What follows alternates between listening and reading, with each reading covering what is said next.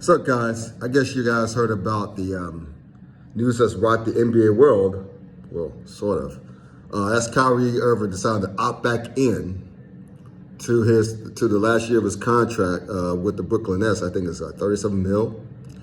And as well as earlier today, news came out that Russell Westbrook has decided to opt back in with his $47 million in this last year with the Los Angeles Lakers. But I'm just going to focus mostly on Kyrie, so just bear with me for a minute. So, about Kyrie, a few things. Number one, Brooklyn decided to make him call his bluff, and he did. And good for Brooklyn. They stood up. They finally. It's nice to see an NBA team stand for something in the league where, and I'm not mad at this, but where the players have much of the power.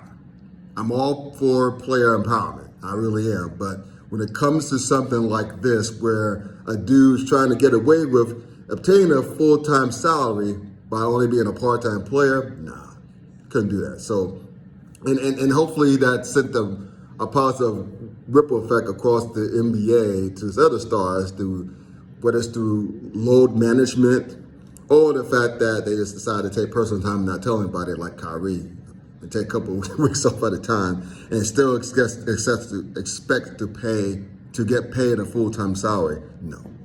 And no. So good for Brooklyn there.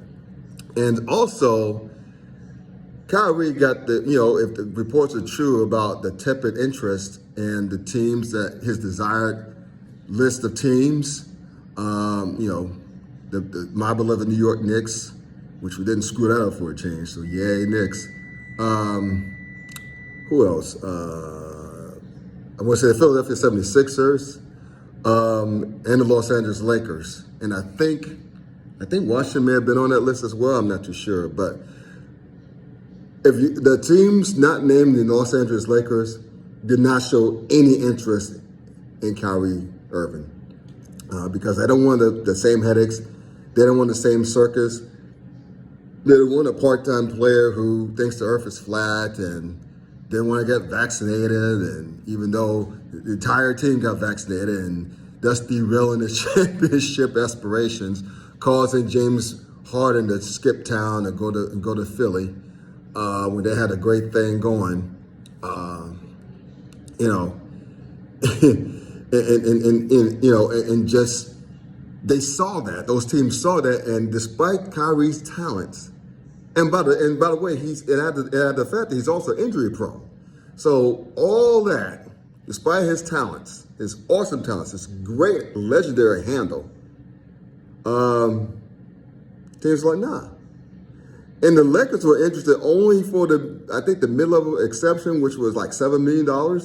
So basically, Kyrie's option was either take a $30 million pay cut or return to a team that really doesn't want you and collect your $37 million in your last year. So he opted in, decided to take the $37 million for the team who doesn't really want him anymore.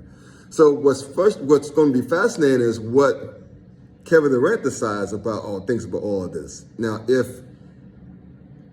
I believe that he's pretty frustrated by Kyrie's actions. I know that they're like best friends and all, but even best friends even a best friend can get tired of one shit every now and again. So anyway, it's word that he's frustrated. So if the team, all it would take for Brooklyn to move Kyrie is go to Kevin Durant, and if Kevin Durant gives the team his blessing, then so long Kyrie. And Kyrie could pretty much be traded to Siberia for all the Nets care, because he opted back in, then thus giving the Nets control of his rights, right? And if they want to do a trade or whatever, Kyrie has no say in where he goes. So there you go. But yeah, it was a big victory for the Brooklyn Nets. Kyrie has egg on his face. Hopefully this humbles him.